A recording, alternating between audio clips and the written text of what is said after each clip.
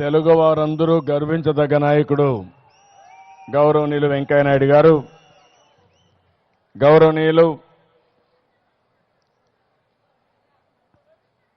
ఈరోజు government of ఇండియాలో social justice empowerment కింద పనిచేస్తున్నటువంటి పెద్దలు తావత్ చంద్ గెలహట్ గారు, సహచర ఇప్పుడే మహేష్ శర్మ గారైతే పెద్ద ఎత్తున అనౌన్స్మెంట్స్ ఇచ్చారు, ఇంకో కార్యక్రమం ఉండి వెళ్ళారు. అలాంటి గౌరవనీయులు మహేష్ శర్మ గారు, సహచర మంత్రివర్గ సభ్యులు నారాయణ గారు, సిద్ధా రాఘవరావు గారు, రావుల కిషోర్ బాబు గారు, కామినేని శ్రీనివాస్ గారు,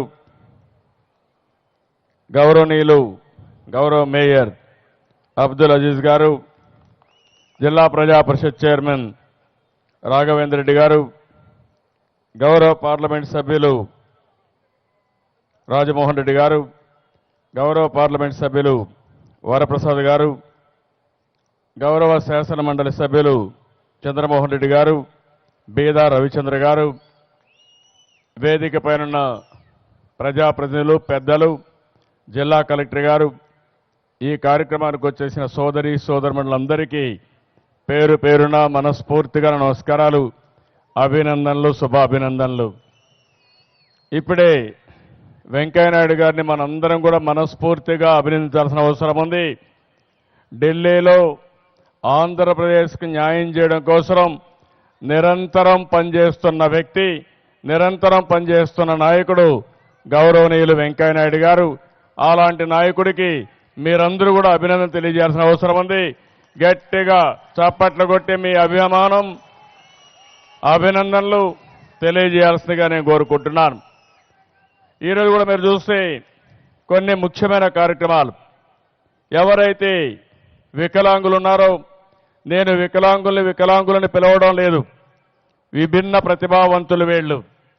భగవంతుడు కొన్నిసార్లు చిన్న చూపు చూసి వాళ్ళని కొన్ని వికలాంగులుగా వచ్చినా వాళ్ళు కూడా చాలా ప్రతిభావంతులు, వాళ్ళు కూడా చాలా ప్రతిభలున్నాయి. అలాంటి విభిన్న ప్రతిభావంతుల్ని న్యాయం చేయడం కోసం తమ్ముళ్ళు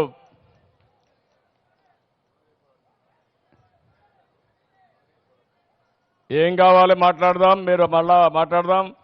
మీరు కసోపు ఓపి పట్టండి, ఇక్కడ ముందు మీటింగ్ కానివ్వండి. ఇంతమందిలో మీరు అవన్నీ తీసుకురావడం కరెక్ట్ కాదు, తీసేయండి తమ్ముళ్ళు, మీరు పక్కకు రండి, నేను మాట్లాడతాను. న్యాయంగా ఉండేటన్ని మీరు అడక్క ముందే మేము చేస్తాం కాబట్టి ఎవ్వరు కూడా ఆవేశం పడవలసిన అవసరం లేదు.